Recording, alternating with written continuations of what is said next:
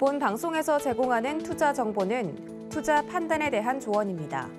방송에서 제공하는 주식의 가치, 가격 상승 및 가격 하락에 대해서는 방송사에서 보장하지 않습니다.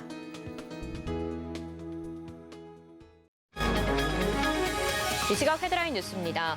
미국 정부가 부스터샷 접종 간격을 2차 접종이 끝난 뒤 8개월에서 6개월로 단축하는 방안을 검토하는 것으로 알려졌습니다. 접종 공백 기간을 그만큼 줄여 백신 효과를 높이기 위해서라고 미국 언론은 보도했습니다. 한국은행이 기준금리를 2년 9개월 만에 인상하면서 초저금리 시대가 막을 내리게 됐습니다. 저금리의 B2, 영끌한 가계들의 이자 부담이 앞으로 더 늘어날 전망인 가운데 변동금리 대출자의 경우 당장 고정금리로 갈아타야 할지 고민이 깊어지고 있습니다. 여행 숙박 플랫폼 여기어때가 인터파크 인수전에 뛰어들면서 사실상 인터파크를 둘러싸고 여행 플랫폼 업체들의 한판 승부가 예고되고 있습니다. 야놀자의 인터파크 인수 의지가 높은 가운데 트립닷컴도 인수전에 참여해 3파전 양상을 띨 가능성이 커지고 있습니다. LG 에너지솔루션이 최근 미국 제너럴 모터스의 볼트 전기차 리콜 상태로 상장 전 충당금을 추가로 쌓이는 처지에 놓이면서 연내 상장도 불투명해졌습니다. LG 에너지솔루션은 지난 6월 상장 예비심사 신청서를 제출했지만 평균 심사 기간인 2달이 지나고도 신청서가 통과되지 않았고 예비심사 기간이 지난 뒤 기간 연장도 신청했습니다. 네, 시청자 여러분 안녕하십니까? 오늘 장 내일장 출발합니다. 안수정입니다. 한국은행이 결국에는 기준금리를 인상하기로 결정을 했습니다. 코로나19 재확산에도 경제성장률 4%는 무난히 좀 통과하겠다라는 판단에 이렇게 금리를 0.75%로 인상하기로 결정을 했는데요. 이번 한 주 우리 증시는 미국의 금리 인상과 테이퍼링 이슈에 주목하면서 상승 이후에 관망하는 흐름을 나타내고 있는데 우리나라가 먼저 선제적 대응에 나섰습니다. 발표 이후에 시장은 조금씩 주춤하는 모습을 보이고 있고요. 잭슨홀 미팅이 끝나는 금요일까지는 개인 투자자분들도 사실 안심할 수는 없는 시장 상황인데요. 어떤 이슈들이 더 있는지 또 시장 대응은 어떻게 잡아야 되는지 저희와 함께 전략 짚어보시기 바라겠습니다. 전화번호는 02-3153-1611 또는 1612번이고요. 문자는 100원의 정보 이용료 부과됩니다. 샵 0082번으로 종목명 매수가 비중 보내주시면 이어서 종목 상담도 도와드리겠습니다. 또 금요일본 방송에서 제공해드리는 정보는 투자 판단에 대한 조언입니다. 해당 종목의 가치와 수익률 보장해드리지 않는다는 점 참고하시길 바라겠습니다. 자, 그러면 먼저 오늘 시장 상황에서 상승하는 업종과 하락하는 업종 알아봐야 되겠는데요. 금리 인상이 되면 또 상승하는 업종들이 있죠. 이 시각 시황 브리핑에서 전해드립니다. 김혜연 캐스터가 전해드립니다. 안녕하십니까. 캐스터 김혜연입니다. 양시장은 단기 급등에 따른 차익 실현 매물이 나오고 있고 또 잭슨홀 미팅에 대한 경계 심리, 금리 인상까지 더해지면서 관망세가 짙어지고 있다라고 합니다. 그럼 자세한 이 시각 지수 상황부터 확인해 보도록 하시죠. 코스피 지수부터 보겠습니다. 금리 인상이 결정이 되면서 하락세가 보여지고 있습니다. 현재 0.71% 빠진 3,124포인트 선에서 거래되고 있습니다. 이어서 코스닥 지수 확인해 보시죠. 네, 코스피 시장을 대비해서는 그래도 잘 버텨주고 있습니다. 등락은 반복이 되고 있는데요. 현재는 0.15% 오른 1,019포인트 선에서 거래되고 있습니다. 이어서 수급 상황도 확인해 보시죠. 기관이 매도 전환했습니다. 기관 572억 원 매도세 보여지고요. 외국인은 3,470억 원 매도하고 있습니다. 개인 홀로 매수하고 있는데요. 개인 현재 3,992억 원 매수세 보여지고 있습니다. 이어서 코스닥의 수급 상황도 확인해 보시죠. 마찬가지로 기관과 외국인의 동반 매도세가 보여집니다. 기관은 176억 원 매도하고 있고요. 외국인은 1,555억 원 매도세 보여집니다. 개인 현재 1,880억 원 매수해주고 있습니다. 이어서 오늘 상승한 업종과 테마, 하락한 업종 테마도 살펴보도록 하겠습니다. 오늘 상승한 업종 테마로는 금융주, 폴더블폰 관련주, SSD 관련주가 있습니다. 하락하는 업종 테마로는 건설주, 게임주가 있습니다. 네, 오늘 한은이 기준 금리를 연 0.5%에서 0.75%로 0.25% 인상을 한다라고 밝히면서 오늘 은행주와 보험주들이 함께 오름세가 보여지고 있습니다. 다만 장 초반의 강세에 비해서는 탄력이 다소 둔화가 되고 있는데요. 보험주는 전문가들이 뽑는 금리 인상의 최대 수혜주죠. 투자하는 채권 금리가 높아지면 투자 수익도 높아지기 때문인데요. 보험주들 사이에서도 일제히 강세 흐름 보여지고 있습니다. 카카오뱅크는 현재 1%대 오른 83,300원 4,780원에 거래되고 있고요. 하나손해보험은 현재 3.39% 강세 보여집니다. 제주은행도 현재 4.51% 강세 흐름 보여지고요. 7,190원에 거래되고 있습니다. 이어서는 폴더블폰 관련주들도 확인해 보도록 하겠습니다. 삼성전자의 신형 폴더블폰이 사전 판매량 92만 대를 기록을 했다라고 합니다. 시장에서 예상했던 80만 대보다도 많은 양을 기록을 했다라고 하는데요. 아이폰 신형 출시를 앞두고 또 시장의 기대보다도 좋은 성적을 내놓으면서 관련주들도 오름세 보여지고 있습니다. 그리고 25일에 진행됐던 사전 개통에서도 27만 대를 기록을 하면서 하루 사전 개통 신기록도 달성을 했다라고 합니다. 삼성전자가 승부수를 두었던 폴더블폰의 대중화 전략이 청신호를 띠고 있다라는 긍정적인 평가 나와주고 있습니다. 삼성전기 4%대 오른 18만 원에 거래되고 있고요. 파인테크닉스는 현재 9%대 급등세 보여지고 있습니다. 상보도 현재 5.84% 강세 흐름 보여지고요. 2,265원에 거래되고 있습니다. 네, 다음 볼 업종은 SSD 관련주들 있습니다. 올 2분기 전 세계 SSD 출하량이 9,960만 대를 기록을 했다라고 합니다. 전 분기보다도 소폭 상회한 실적을 기록을 했다라고 하는데요. 속도가 빠르고 또 제품의 소형화에 적합하기 때문에 수요가 계속해서 증가세를 유지할 수 있을 것이란 긍정적인 전망 나와주고 있습니다. 심택은 삼성전자의 투자 확대로 또 수혜가 기대가 된다라면서 상승 탄력 이어나가주고 있죠. 현재 5.36% 강세 보이고요. 32,450원에 거래되고 있습니다.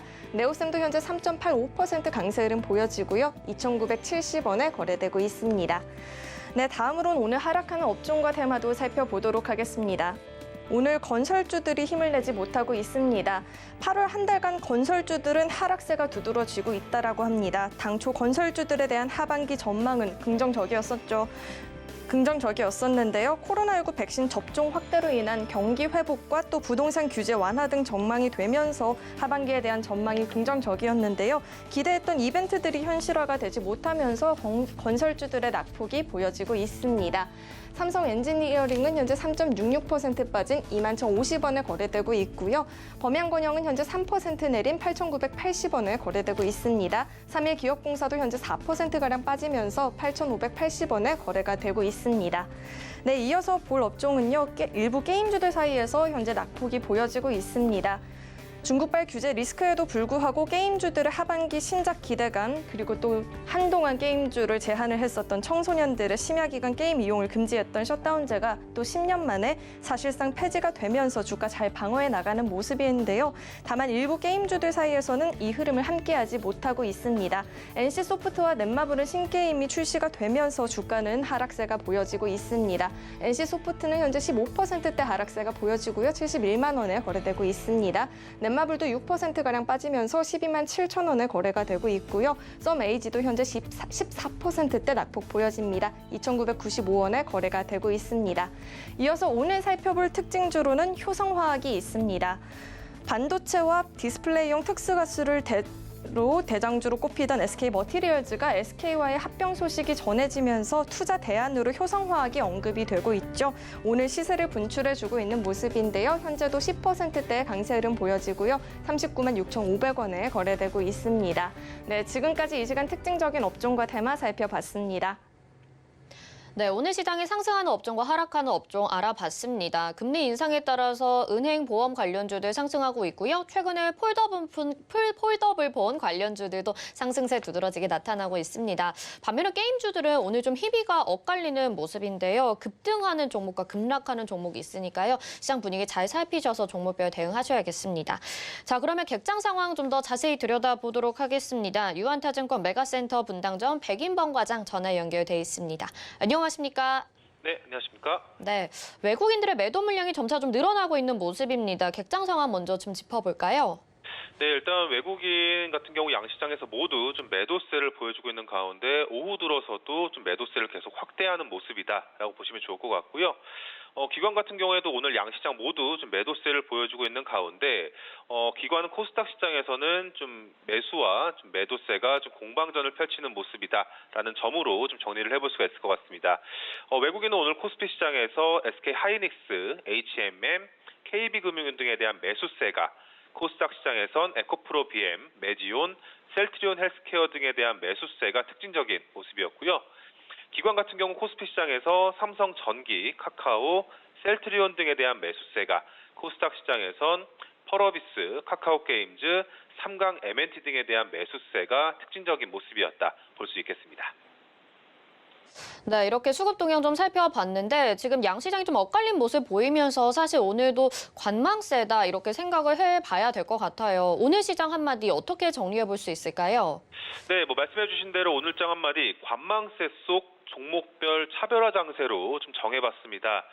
시장 흐름 전일에 이어서 오늘도 좀 숨고르기 국면에 좀 진입하고 있는 모습인데요. 일단 지수 흐름은 숨고르기에 들어간 가운데 업종 그리고 종목별 차별화 장세가 좀 진행되고 있는 모습입니다. 일례로 오늘 게임 업종 같은 경우만 보더라도 NC소프트의 급락세 그리고 반면에 카카오 게임즈라든가 펄어비스 등의 급등세 등 업종 내에서도 좀 편차가 갈리는 이런 차별화 장세가 지속이 되고 있는 모습인데요. 일단 오늘 시장 초반 양시장 모두 상승세로 좀 출발했었는데 아무래도 한국은행이 이 금리 인상을 33개월 만에 단행한 점 등의 외국인 매도세가 다시금 강해지면서 코스피 시장은 좀 하락하는 등 일부 영향을 좀 받고 있는 모습입니다. 또 거기에 이 금요일 잭슨홀 미팅을 앞둔 점에서 당분간은 시장 관망세가 더 짙어지는 상황으로 좀 인식을 하시면 좋을 것 같고요. 일단 일정 기간 지수 흐름 기간 조정 양상을 좀 띌 것으로 예상되는 상황으로 짧게는 다음 주, 길게는 추석 연휴 전까지는 이런 기간 조정 흐름이 이어질 가능성도 염두를 하시면서 시장 대응에 참고를 하시면 좋을 것 같고요. 당연스레 이런 상황 속에서는 개별 종목 장세가 좀 이어질 것으로 예상을 하시면 좋을 것 같습니다. 일단 오늘 시장 그래도 업종상으로 봤을 때는 이 폴더블 관련주와 그리고 엔터 업종의 강세가 좀 눈에 띄는 모습인데요. 일단 먼저 폴더블 관련주, 최근 갤럭시 폴더블 폰에 이 예상보다 더 흥행이 되고 있다라는 점 등의 관련주 강세 이번 주 들어서 주목을 받고 있는 모습입니다. 이 당연스레 이 고객사의 판매량 증가 기대감, 관련 부품주들에 대한 기대감으로 좀 흘러 들어가는 모습이고요. 이 같은 요인 등의 파인테크닉스, KH바텍, 세경 하이테크 등의 강세가 좀 나타났던 모습이었다 볼 수 있겠습니다. 또 그리고 엔터 업종, 이 SM을 필두로 기존 엔터 3사의 주가 역시도 좀 양호한 모습인데요. 이 SM 인수 관련한 모멘텀 등에 따른 이 엔터 업종의 밸류에이션 재평가 기대감, 또 그리고 위드 코로나 시대가 올 것으로 좀 보여지면서 그간 막혀 있었던 콘서트 등이라든가 이 오프라인에서의 수익 기대감 그리고 그 외 코로나 시기에도 불구하고 견조한 이익 체력을 보여줬다라는 점 등 이런 여러한 요인 등이 결합되면서 엔터 업종의 강세로 나타나고 있는 점 등의 오늘 SM, YG 엔터, JYP 엔터테인먼트 등의 강세도 또 눈에 띄는 모습이었다라고 정리를 해볼 수가 있을 것 같고요.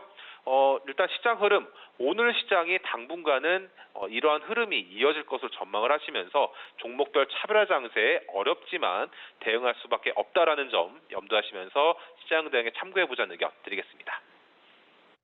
네, 오늘 시장 좀 들여다봤는데 역시 개별 이슈가 있는 종목군들은 조금 상승하는 모습을 나타내고 있지만 지수 자체는 사실 기대보다는 부진한 모습인 것 같습니다. 당분간 이런 모습이 계속해서 이어질 수 있다고 하니까요. 좀 관망하시면서 차분히 대응하시면 좋을 것 같습니다. 오늘 말씀 여기까지 듣겠습니다. 고맙습니다. 네, 감사합니다. 네, 이 시각 객장의 백인범 과장과 함께했습니다. 이어서는 주요 섹터 알아보는 시간 가져보도록 하겠습니다. KTB투자증권 이성훈 과장 전화 연결돼 있습니다. 안녕하십니까? 네, 안녕하십니까? 네, 오늘은 게임 업종 안에서도 종목별로 지금 등락을 엇갈리게 하는 흐름들이 나타나고 있는데 이 게임에 대해서 또 이야기해볼 만한 게 게임 셧다운제입니다. 10년 만에 이 게임 셧다운제가 강제적으로 부여가 됐던 게 좀 폐지가 된다라는 소식이 어제 들려왔는데요. 게임주는 호재가 아닐까 싶습니다. 사실 최근에 중국 때문에 또 흐름이 좋지 않았었잖아요. 이제 기대감 가져봐도 좋을지 어떻게 보시는지 전망 궁금합니다. 네, 우선 오늘 좀 게임 업체들의 그 이벤트나 여러 가지 이슈 부분이 굉장히 좀 많다라고 좀 볼 수 있겠는데요. 우선 이 말씀하셨듯이 게임 셧다운제 10년 만에 지금 폐지가 되면서 게임 시간이 선택제로 좀 바뀌는 부분은 굉장히 어떻게 보면은 이 게임 업체들한테는 좋은 이슈일 수도 있지 않을까라고 좀 생각이 되고 있고요. 이 게임 시간의 선택제의 인지도를 높이기 위해서 어떤 게임 업체나 여러 방안에 대해서 이 논의가 이루어지는 것 자체의 부분은 이 그동안에 이 게임 업체들 중국 쪽에서의 이 규제 그리고 2분기 실적 저하 여러 가지 부분에 있어서 주가가 떨어졌던 부분에 있어서 이 상승 반등 모멘텀이지 않을까라고 좀 생각이 되고 있습니다. 오늘 이런 이슈가 있음에도 불구하고 또 업종 전체적으로보다도 이 종목별로는 반응을 하진 않고 이 종목별로 이 등락폭이 극명하게 지금 갈라지는 모습을 보여주고 있는데 아시겠지만 이제 NC소프트의 블레이드 소울2가 오늘 그랜드 오픈을 합니다. 우선 전일에 넷마블이 오픈을 하면서 이 NC소프트와 넷마블이 오늘 좀 주가가 크게 좀 떨어졌죠. 반면에 이제 카카오 게임즈와 펄어비스는 급등하는 모습을 지금 보여주고 있는데 우선 지금 NC소프트 사전 예약자 수 긍정적이다라고 좀 볼 수 있겠는데요. 국내 최고 기록까지 세운 상태에서도 이 블레이드 소울2의 내용에 대해서 실망스러운 반응이 일부 나왔다는 점에서 봤을 때 오히려 지금 NC소프트의 하락세 같은 경우는 매수결 삼아도 괜찮지 않을까로 판단되고요. 이 블레이드 소울2 같은 경우는 구글 플레이 인기 차트 좀 2위에 올랐었지만 리뷰 별점은 5점 만점 중에 2점에 불과한 부분입니다. 아직 지금 출시 초기이기 때문에 판단을 좀 이르게 할 필요는 없다라고 생각이 되고 있고요. 다만 좀 의외였죠. 아무튼 NC소프트의 하락세 부분은 오늘 좀 아쉬운 부분이다라고 생각이 되고 있고 이렇게 이 게임 업체들에 대해서 여러 가지 이벤트가 있지만 그동안의 상반기 때 2분기 실적 발표가 마무리됐던 8월 17일 전후로 해서는 KRX, K뉴비 지수 같은 경우에는 어떻게 본다고 하더라도 이 하락세나 여러 가지 면에서 봤을 때 실적 발표 이후에는 좀 상승을 좀 했지만은 그 전까지는 좀 아쉬웠던 게 사실이었다라고 볼 수 있습니다. 우선 지금 현재 이 카카오 게임즈의 오딘이나 블레이드 소울 같은 경우도 우리나라에서 어떤 매출 순위의 상위에 오를 것은 분명하다고 생각이 되고 있고요. 그렇기 때문에 게임 업체들의 이 상반기 때 주가 하락 부분은 최근의 상승세와 함께 저가매수 관점으로 해도 괜찮지 않을까 이렇게 판단이 됩니다. 이 관심주는 크래프톤을 좀 말씀드리도록 하겠는데요. 상장 전에는 적정 가치 그리고 공모가에 대한 논란이 좀 있었음에도 불구하고 상장 이후에는 이런 이벤트보다도 이 크래프톤의 2분기 실적과 이 뉴스테이트죠. 의 사전 예약자 수 그리고 이 9월 말에 출시하는 거의 모멘텀이 오히려 주가에 대한 부분에 있어서 적정 가치나 이런 부분을 높여주고 주가도 그 부분에 반응하는 모습 보여주고 있고요. 그렇기 때문에 최근 며칠 동안 주가 조정받았을 때 매수하는 전략이 좋지 않나 이렇게 판단되고 있습니다. 특히 뉴스테이트 같은 경우에는 이 기존 어떤 게임 매출뿐만 아니라 이 캐릭터 총기에 대한 커스터마이징 시스템, 또 드론 상점 같은 신규 콘텐츠 추가를 통해서 이 게임성과 수익성이 한 단계 좀 레벨업될 가능성이 있지 않을까라고 좀 판단되고 있고요. 모바일이나 PC 모두 유료 아이템 판매가 좀 증가되면서 유료 사용자 1인당 매출액까지도 좀 증가하는 모습은 좋다라고 좀 생각이 되고 있습니다.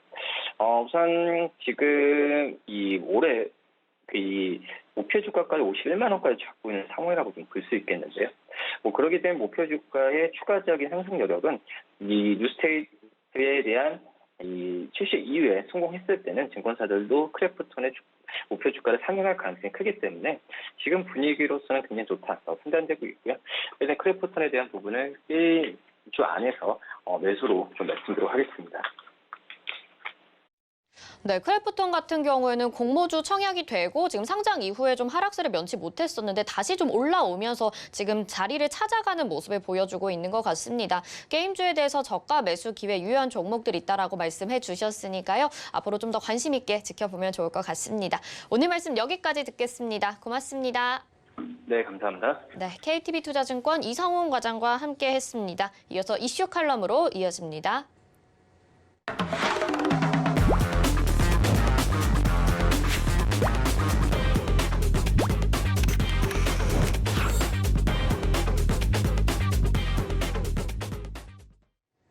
네, 시장의 핵심 이슈 짚어보는 이슈 칼럼 시간입니다. 오늘은 미중산업경제연구소의 조용찬 소장과 함께합니다. 소장님 안녕하십니까? 예, 안녕하십니까? 네, 지금 글로벌 시장 전반적으로 좀 혼란스러운 부분이 과연 테이퍼링을 언제 할 것인가를 두고 논의가 되고 있습니다. 7월에 FOMC 회의 발표 이후에도 그렇고 지금 잭슨홀 미팅을 앞두고 있는 상황인데요. 테이퍼링이 사실 얼마 전까지만 해도 올 연말까지 좀 결정을 하고 내년 1월부터 시작이 될 거다라고 예상을 했었는데 이 조기 테이퍼링 이슈가 시작이 되면서 좀 혼란에 빠지는 모습이거든요. 과연 좀 당겨진 이유가 무엇인지 그리고 언제쯤 결정이 될지 궁금한데 어떻게 보시는지 궁금합니다. 네, 오늘 저녁에 미국에서는 하계 다보스 포럼이라고 하는 잭슨홀 미팅이 예정이 되고 있는데요. 아무래도 테이퍼링에 대한 움직임과 관련해서 연준 의장의 연설이 예정이 되어 있는 만큼 아무래도 시장이 좀 요동칠 가능성이 좀 남아 있지 않나 보여집니다. 이제 앞으로 미국의 금융정책 기조는 3번 정도 남아 있는데요. FOMC에서 중에서도 이제 9월 달에 발표되는 고용지표 수준에 따라서는 9월 달 당장 FOMC에서 테이퍼링을 결정할 가능성이 있지 않나 보여집니다. 현재까지는 백신 접종 속도가 늦고요. 또 변이 바이러스 감염이 지속이 되면서 여러 경제 지표들이 여전히 부진하다는 점에서 빨라야 11월 FOMC에서 될 가능성이 현재로서는 가장 높습니다. 어쨌든 테이퍼링은 연내에 결정이 될 것이고요. 또 시작이 되는 만큼 금융시장, 외환시장에도 적지 않은 영향을 끼칠 것은 분명합니다. 다행인 점은 조기 양적 완화가 시작되는 만큼 자산 매입 속도 같은 경우에는 완만할 수 있다는 점에서 시장이 예상하는 패닉이 아니라 오히려 완만한 긴축 현상이 일어날 가능성이 있다는 점은 주식시장에는 그나마 도움이 되지 않을까 보십니다.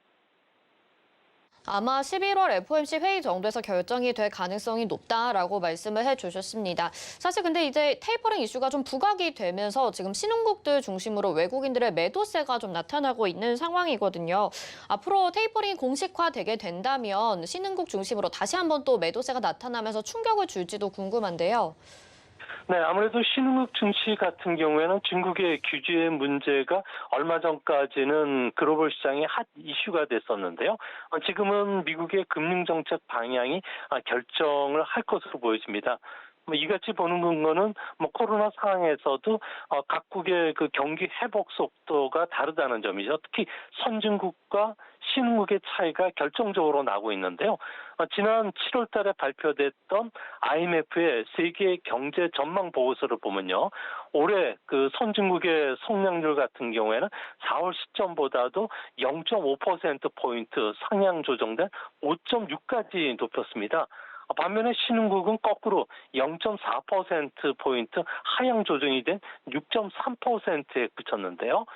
외국인 투자가들 입장에서 보면은 모멘텀 게임을 해야 되는데 신흥국보다는 선진국이 더 강한 것으로 나와주고 있기 때문에 신흥국에서 자본 이탈이 있었고요.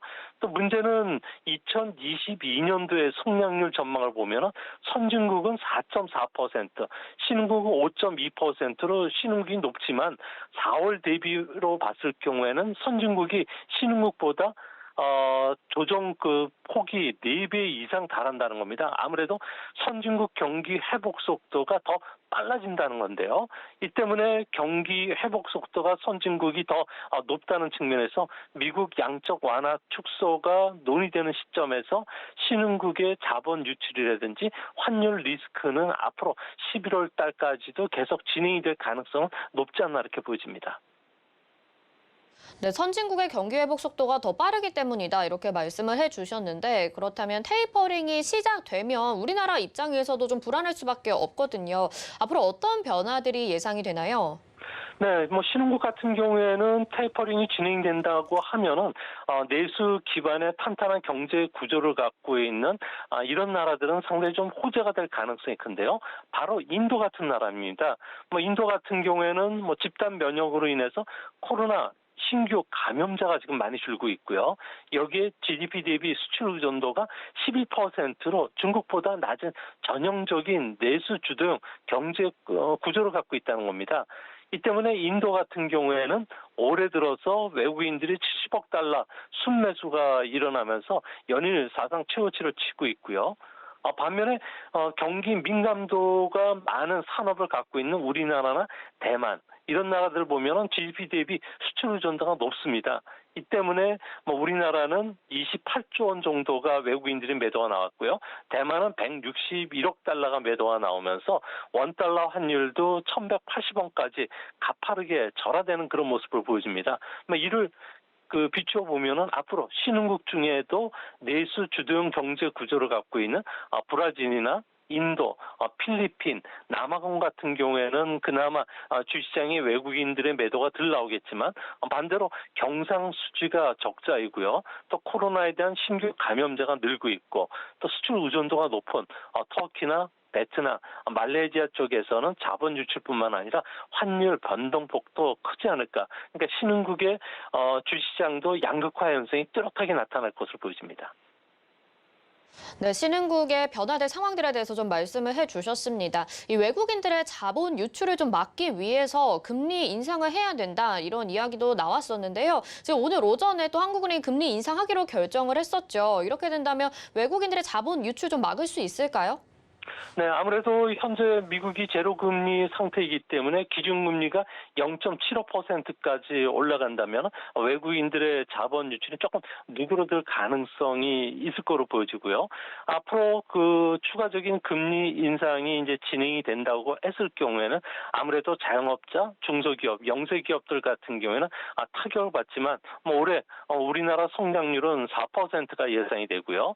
또한 2% 전후 물가 문제, 또 금융 불균형 문제가 누적이 되고 있다는 점에서는 앞으로도 금리 인상 속도는 좀 늦지 않을까 보여집니다.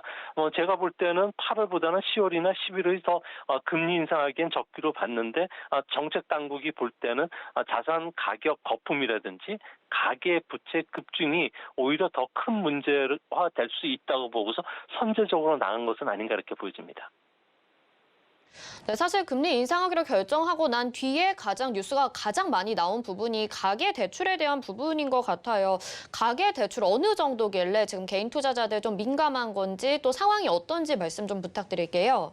네, 아무래도 부동산 가격이 급증하면서 개인들의 은행 대출이 아주 빠른 속도로 늘고 있는데요. 우리나라의 가계부채를 보면은 2017년 말 같은 경우에는 1,369조 원 정도에 지나지 않았습니다. 하지만 지난 7월 말 기준으로는 1,710조 원으로 4년도 안 됐는데 무려 341조 원이나 급증을 했는데요. 이와 비례해서 수도권의 아파트의 평균 매매 가격을 보면요. 2017년도에는 4억 원 안팎이었는데 지난 7월에는 7억 2천만 원으로 거의 2배 가까이 뛰었다는 겁니다. 이미 서울 아파트 평균 가격 같은 경우에도 10억 원을 넘는데요. 부동산에 손을 댈 수 없는 젊은 층들이 주식이나 가상화폐, 다른 자산 쪽으로 좀 급격히 이동을 하면서 우리나라의 자산 거품을 키우는 부작용도 이 때문에 나온 것으로 보여지고요. 이 때문에 우리나라 정부는 해외 자본 이탈도 걱정을 해야 되겠지만 가계 대출의 부실화 부분도 의식할 수밖에 없었던 것은 아닌가 생각이 됩니다.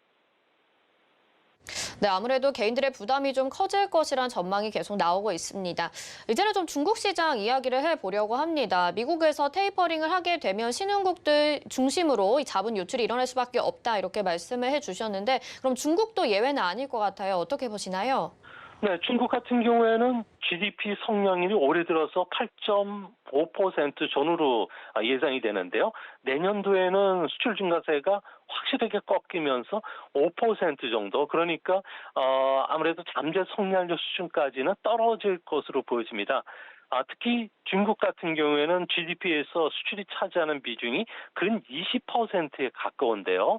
이 때문에 우리나라보다는 낮지만 개인 소비 중심의 잠재 성장률을 이끌어갈 수 있는 공간은 조금 있지 않나 보여집니다. 그런 측면에서 보면은 자본 유출 리스크가 우리나라보다는 상대적으로 좀 낮은 수준이고요. 또 다른 나라와 달리 중국 증시만은 올해 들어서 상대적으로 덜 올랐고 오히려 더 빠진 상황입니다. 이 때문에 빠져나갈 수 있는 자금들은 거의 빠져나갔고요. 또 중국 증시에는 외국인들이 보유하고 있는 주식의 시가총액이 3.5%에 불과합니다. 아시아 국가 중에서는 외국인 비중이 가장 낮기 때문에 이들 주식 매도 자금이 바로 빠져나가는 것은 아니고요. 중국의 국채 수익률이 3% 전운점을 비교해 보면 채권 쪽이 계속 유동 물량도 많고 그리고 유동성이 풍부하기 때문에 글로벌 보험사를 중심으로 해서는 중국 투자 쪽의 그 비중이 계속 높다는 점에서 미국 증시가 아무래도 잠시 흔들려도 중국 증시 같은 경우에는 미국보다 더 큰 변동성을 보이지는 않을 것으로 예상이 됩니다. 네, 중국 상황에 대해서 말씀을 해주셨는데 이렇게 지금 미국이 금융정책을 변화하는 시점에서 중국 전인대가 홍콩의 반외국 제재법 표결을 중단시켰습니다. 그 이유가 뭔가요? 아무래도 홍콩의 그 금융 허브로서의 기능을 중국 정부가 다시 한번 인식할 수 있는 기회가 된 것으로 보여지는데요. 아무래도 양적 완화 축소 시점에서 외자 기업들마저 홍콩을 전면 철수한다면은 그야말로 홍콩뿐만 아니라 중국 경제에도 치명타를 끼칠 수가 있기 때문에 그렇습니다. 홍콩에는 200여 개의 은행이 있는데요.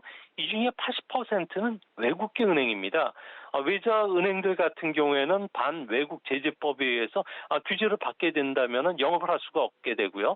그렇게 되면은 중국에서 손실이 발생한다면은 엄청난 자금이 외자 은행에서 빠져나갈 수 있다는 겁니다.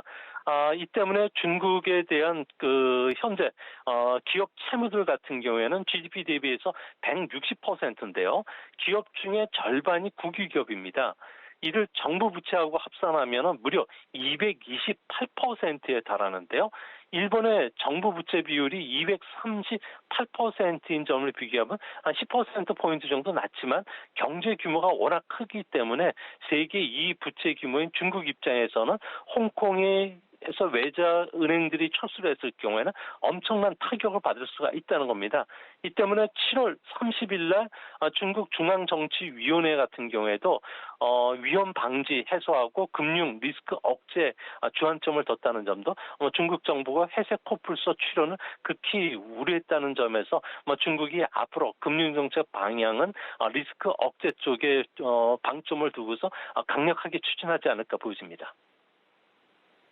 네, 자본 유출 방지와 리스크 억제 측면에서 지금 이 표결을 중단시켰다 이렇게 말씀을 해주셨는데 또 부동산 규제와 관련해서는 정부가 직접 나서고 있습니다. 어떻게 시장에 개입을 하고 있나요? 네, 중국 정부 같은 경우는 부동산 버블이 그 모든 금융 시스템을 붕괴시킬 수 있는 뇌관으로 보고 있는데요. 이 때문에 올해 초부터는 기존 주택 거래와 관련해서도 가격 지도를 하고 있다는 겁니다. 허위 매물을 단속할 뿐만 아니라 부동산 대출을 아주 적절하게 정부가 시장을 대시해서 조정을 해주고요. 투기도 할 수 없도록 만드는 정책을 시행하고 있는데요. 이 때문에 2월 달 들어서는 선전시를 시작을 해서 현재 청두, 시안, 닝보, 우시, 사냐, 상하이 같이 2선 도시뿐만 아니라 3, 4선 도시까지도 규제에 나서고 있다고 합니다.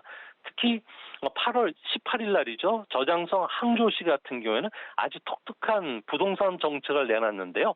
기존 주택 거래와 관련해서 시정부가 직거래 사이트를 했다는 겁니다. 정부가 직접 부동산 중개 수수료까지도 정하고서 도시 근로자 임금의 3배 이상 받지 못하도록 엄격하게 규제를 하고 있는데요.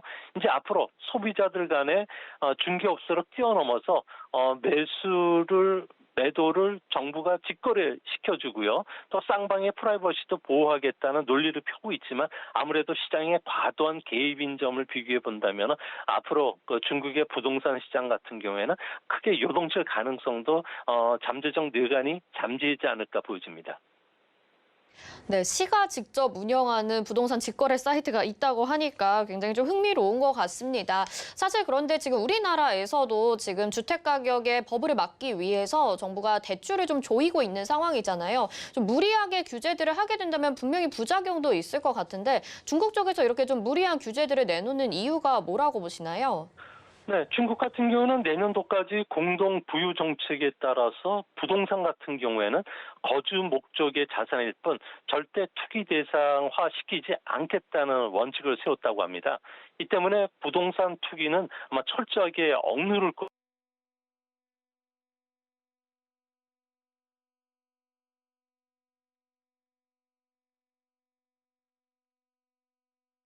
중국의 부동산 중개업자, 부동산 개발업자들 같은 경우는 아마 직격탄을 맞게 될 가능성이 높은데요. 출산율을 기본적으로 장려하고 이런 정책을 쓰기 위해서 이혼하는 부분에 대해서는 3년 동안 부동산 거래를 이제는 제한시킬 것을 전국적으로 확대시킬 것으로 보여지고요. 또 계약 가격과 실거래 가격에 허위 매매 작성을 하지 못하도록 한다든지 은행의 감정 가격을 조작하는 행위라든지 실제 매매 거래 가격을 아예 철저하게 조사하는 방향으로 나가기 때문에 아마 시장의 부동산 거래가 급속도로 위축이 될 가능성이 상당히 높지 않나 이렇게 보여집니다. 네, 중국 정부가 지금 상황에서 갑자기 부동산 버블을 억지로 좀 동결시키려고 하는 이유는 뭐라고 보시나요? 네, 현재 부동산 가격이 심상치 않고 버블이 터질 수가 있다고 지금 보고 있는데요. 특히 중국의 젊은 청년층들의 희망을 뺏어간 것이 부동산 중개업자가 뿐만 아니라 소위 말해서 부동산 개발업자, 투기자가 된다고 정부에 대한 비판의 화살을 이쪽으로 돌리는 것이고요. 또 중국 정부 입장에서 봤을 경우에 부동산 가격을 잡는다면은 현재 중국의 실질 출산율이 0.8 정도가 되니까 극처 출산 그런 상황입니다. 이 때문에 앞으로 2030년이 된다면은 가임 여성들이죠. 20세에서부터 35세 여성 인구는 지금보다 31% 정도 줄어드는데 고학력, 도시화에 따른 만원뿐만 아니라 일가족 현상이 뚜렷해지기 때문에 앞으로 남자들 같은 경우에는 결혼 상대자를 못 만나서 결혼을 못하는 사람도 상당히 늘어날 수밖에 없고 이렇게 되면 결혼하기 위해서는 아파트를 약혼자에게 줘야 되는 상황까지 몰릴 수가 있다고 합니다. 출산율도 높이고 제조업 강국으로서의 중국의 꿈을 실현시키기 위해서는 가장 중요한 부동산 가격 억제에 모든 초점을 맞추지 않을까 보입니다. 네, 알겠습니다. 이제 중국이 또 얼마 전에 공동 부유론을 내걸면서 빅테크 기업에 대한 규제뿐만이 아니라 지금 또 중소기업을 육성하기 위한 정책을 추진한다고 합니다. 이렇게 좀 방향을 틀게 된 배경은 뭐라고 보시나요? 네, 중국 정부 같은 경우에는 7월 30일 날 중앙정치국회에서 경제정책 방향을 아예 180도로 바꿨는데요. 이제 큰 틀에서는 두 가지 변화가 찾아옵니다. 중국 정부가 필요하다고 생각하는 시점에 미세 조정 정책을 꺼리낌 없이 한다는 거죠. 정부의 보이는 손이 수요와 공급을 아예 창조를 시켜주겠다는 겁니다. 또 한 가지는 미국의 가파와 같이 대기업을 육성하기보다는 독일식 강소기업을 만들겠다는 겁니다. 소위 말해서 전문화, 정밀화, 특징화, 참신화라는 네 가지 특성을 갖고 있는 중소기업을 앞으로는 중점적으로 육성할 예정인데요. 공업정보부 같은 경우에도 1,584개 강소기업을 선정을 해서요. 앞으로 2025년까지 100억 유인 이상의 정부의 보조금을 퍼부어주겠다는 겁니다.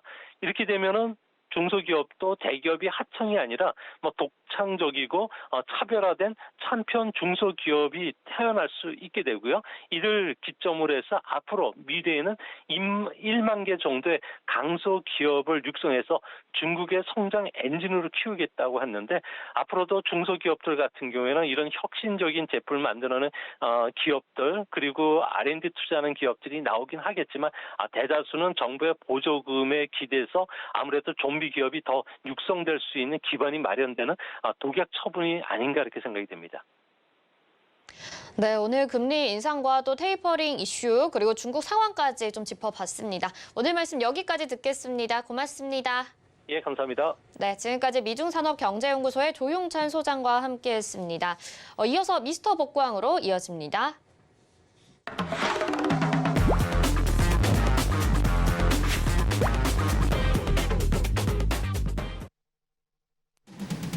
미스터 복구왕의 김혜연입니다. 서울경제TV 밤방송 주요소에서 8분의 위원님들이 바닥난 포트폴리오 복구시켜주고 계신데요. 매일 오후 12시 30분을 기준으로 어떤 분들의 총 누적 수익률이 가장 많은지 또 어떤 종목들의 누적 수익률이 가장 좋은지 확인을 해보는 시간입니다. 그럼 바로 오늘의 총 누적 수익률 베스트 3부터 확인해 보시죠. 3위 이주현 위원님께서 차지해 주셨습니다. 현재 총 누적 수익률 52.53% 달성해주고 계시고요. 전일보다 4종목이 더 상승하고 있습니다. 이어서 2위 확인해 보시죠. 2위 허반석 위원님께서 차지하셨습니다. 총 누적 수익률 현재 100.24% 기록하고 계시고요. 전일보다 3종목이 더 잘 가지고 있습니다. 이어서 1위 확인해 보시죠. 1위 정재훈 위원님께서 차지해 주셨습니다. 총 누적 수익률 무려 101.77% 기록해주고 계시고요. 전일보다 4종목이 더 올라주고 있습니다. 1, 2, 4위 간의 차이가 1%밖에 나지 않습니다. 격차 바짝 좁혀나가고 있습니다. 이어서 오후 12시 30분을 기준으로 한 개별 종목들의 수익률 순위부터 확인해 보시죠. 5위 허반석 위원님의 이마트가 차지했습니다. 허반석 위원님이 이마트 꾸준히 언급을 해주고 계시죠. 성수동 본사 입찰도 9월 말로 확정이 됐고요. 또 추석을 앞두고 매출 증가까지 기대가 되고 있습니다. 또 외국인과 기관의 수급이 연일 들어와 주고 있습니다. 4위는 이지환 위원님의 파마 리서치가 차지를 했습니다. 작년 2분기부터 올 2분기까지 꾸준히 분기 최대 실적 경신해 오고 있습니다. 주력 제품인 리쥬란뿐만 아니라 콘주란도 높은 내수 수요에 힘을 입어서 매출 증가세가 기대가 된다라는 이야기 나오고 있고요. 수익률 14.14% 기록하고 있습니다. 3위 허반석 위원님의 KH바텍이 차지를 했습니다. KH바텍 오늘도 오르고 있습니다. 삼성전자의 신형 폴더블폰 예약 판매가 92만 대를 기록을 했다라고 하죠. 삼성전자의 힌지를 단독으로 공급하는 점이 부각이 되면서 강세를 이어나가주고 있습니다. 수익률 17.21% 챙기고 있습니다. 이어서 2위는 마찬가지로 허반석 위원님의 종목이 차지를 했습니다. 삼성 SDI가 차지를 했는데요. 삼성 SDI 오늘 조정이 나옴에도 불구하고 높은 수익률을 기록을 하고 있습니다. LG화학이 리콜 이슈가 나오면서 흔들리고 있고 또 올해 배터리 3사 중 가장 높은 주가 상승률을 보였던 SK이노베이션도 배터리 사업 분사 의지를 밝히면서 삼성 SDI가 2차 전지 중에서 대장주 자리 꿰차는 게 아니냐는 이야기 나와주고 있죠. 수익률 18.91% 챙기고 있습니다. 1위는 박원재 위원님이 차지했습니다. 신흥 SEC가 무려 34.52%라는 수익률을 달성하고 있는데요. 신흥 SEC는 2분기 최대 실적을 달성을 했죠. 2차 전지 부품주 중에서 가장 저평가됐다라면서 투자 매력 이어나가고 있습니다. 네, 그럼 101%라는 높은 총 누적 수익률을 달성하고 계신 정재훈 위원님의 주유소 포트폴리오 현황 확인해 보도록 하겠습니다. 네, 첫 번째 페이지 전 종목이 목표가 달성을 했습니다. 한국전력 4.85% 수익 챙기면서 익절했고요. 엑세스바이오 17.46% 수익을 챙기면서 목표가 달성했습니다. 비트컴퓨터와 HLB 모두 20%대 높은 수익률을 달성을 했습니다. 이어서 다음 장 확인해 보시죠.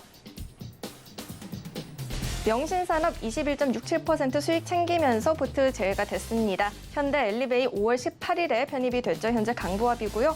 5월 25일에 편입된 종목 한라홀딩스 현재 8% 수익 챙기고 있습니다. 전기차, 자율주행차의 AS 시장에 선제적으로 진출을 한다라고 밝혀왔습니다. 6월 8일에 편입된 종목 아난티 매수가 10,000원 제시해 주셨는데요. 수익률 12% 달성을 하고 있습니다. 상반기 매출 1,100억 원 돌파했다라는 소식과 함께 강세 흐름 보여지고요. 이화공영과 레인보우 로보틱스는 손실 구간이고요. 심택은 8월 25일에 편입이 됐는데요. 편입 하루 만에 또 오늘 시세 분출을 하고 있습니다. 삼성전자의 투자 확대로 수혜가 기대가 된다라는 이야기 나와주고 있습니다.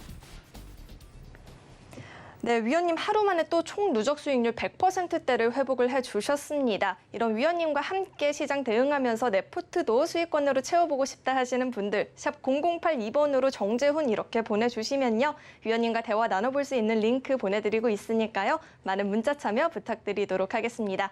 네, 그럼 이어서는요. 오늘의 총 누적 수익률 베스트 3를 차지하신 또 이주연 위원님과 전화 연결해서 시장 이야기 들어보도록 하겠습니다. 위원님 안녕하세요. 네, 안녕하세요. 네, 오늘 금리 인상이 결정이 되면서 시장이 다소 흔들리는 모습이 보여지고 있는데요. 시장 어떻게 보고 계시나요? 점검 부탁드리도록 하겠습니다. 네, 한국은행에서 금리 인상을 한 부분도 시장에 영향을 분명히 미치고 있다라고 볼 수 있는 부분인데 일단 지금 시장이 어제에 이어서 오늘도 좀 쉬어가는 그런 형태로 조정을 좀 받고 있다라고 생각하시면 좋을 것 같고요. 시장이 흔들릴 때는 저점 매수 관점으로 지켜보시는 게 좋겠다라고 이야기를 드렸는데 오늘 지금 좀 저점 구간은 잡은 것 같아요. 잭슨홀 미팅까지 이제 잡혀 있는 부분이다 보니까 여기서 이제 테이퍼링 시기나 아니면 그런 기준들에 대한 부분들이 이야기가 나옴에 따라서 시장 방향이 조금 엇갈릴 것 같다라는 생각이 듭니다.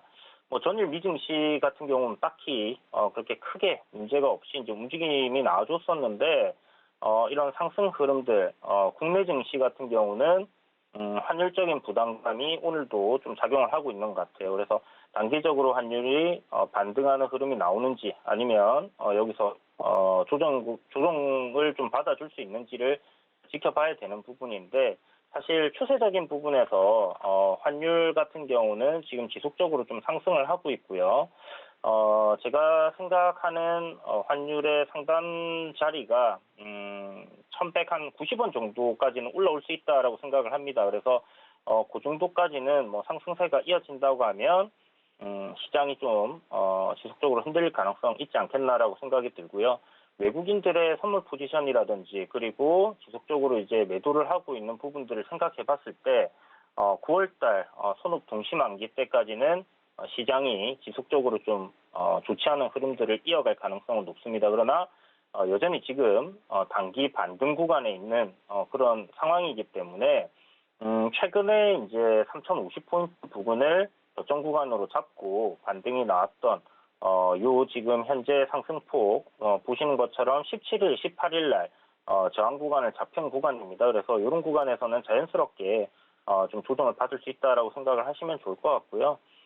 중심 가격대가 3,100포인트예요. 그러니까 최근 시장에 반등이 나왔던 구간의 중심 가격이 3,105포인트, 3,104포인트 정도 되거든요. 그렇다면 기술적으로 봤을 때는 이 구간 이탈하지 않는 선에서의 조정은 괜찮게 여전히 볼 수 있겠다라고 생각이 들고 반등 시 쉬어가는 그런 구간이다라고 생각하시면 될 것 같습니다. 그래서 다음 주 전에 제 생각에 내일 정도에서 조금 더 올라가는 흐름이 나온다든지 아니면 어제 오늘 요 박스권 내에서의 흐름이 좀 이어질 가능성은 열어두고 보시고요.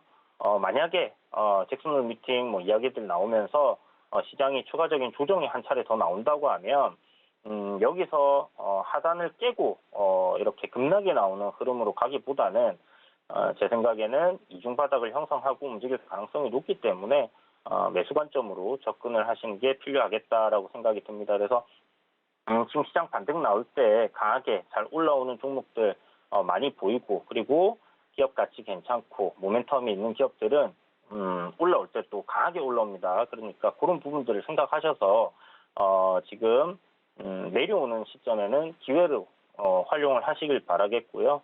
만약에 내일부터 해서 이틀 정도 쉬었으니까 내일부터 해서 상승 흐름이 나온다고 하면 이 3,200포인트 정도가 되는 구간을 지지했던 그런 부분들이 있었기 때문에 이번에는 좀 저항으로 작용할 가능성이 높다라고 생각을 하시고 이런 구간에서는 비중을 갖다가 좀 축소하시는 전략, 그러니까 현금 비중 확대하는 전략으로 접근을 하시고 현금 비중을 어느 정도 보유를 하고 계시다면 추후에 시장이 흔들리더라도 요번처럼 기회장으로 활용을 하실 수가 있다 이렇게 말씀드리겠습니다. 그리고 조금 중기적인 관점에 추세를 돌파하고 시장이 상단을 돌파하고 계속 상승을 할 거냐라는 부분들은 여전히 아직은 말씀드리기에는 방향이 잡히지 않았다.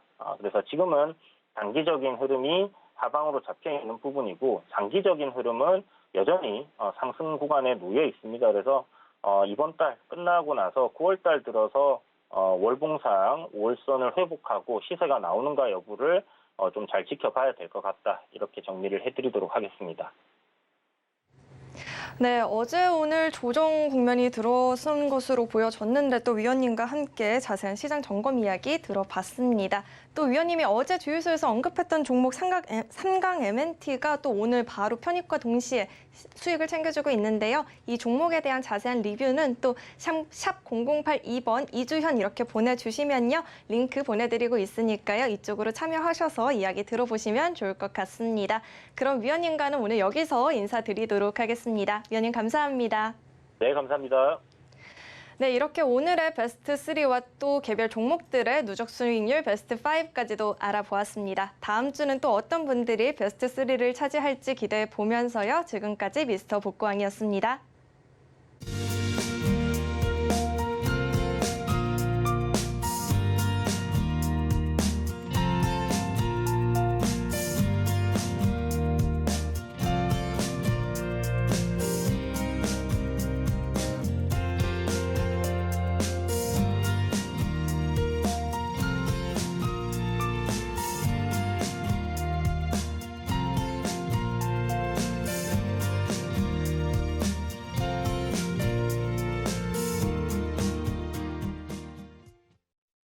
네, 미스터 복구왕까지 살펴보셨습니다. 시장은 계속해서 관망세 보여지고 있고요. 여러분의 종목들도 대응 전략 궁금하실 것 같은데요. 저희에게 전화번호 023153-2611 또는 2612번으로 전화 주시면 종목 상담도 도와드리도록 하겠습니다. 문자는 100원의 정보 이용료 부과되는 샵 0082번으로 종목명 매수가 비중 정확하게 적어서 보내주시길 바라겠습니다. 금일본 방송에서 제공해드리는 정보는 투자 판단에 대한 조언입니다. 해당 종목의 가치와 수익률 보장해드리지 않는다는 점 참고하시길 바라겠습니다.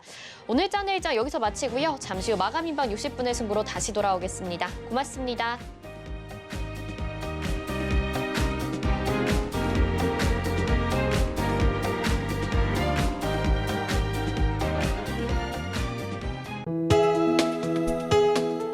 본 방송에서 제공하는 투자 정보는 투자 판단에 대한 조언입니다. 방송에서 제공하는 주식의 가치, 가격 상승 및 가격 하락에 대해서는 방송사에서 보장하지 않습니다.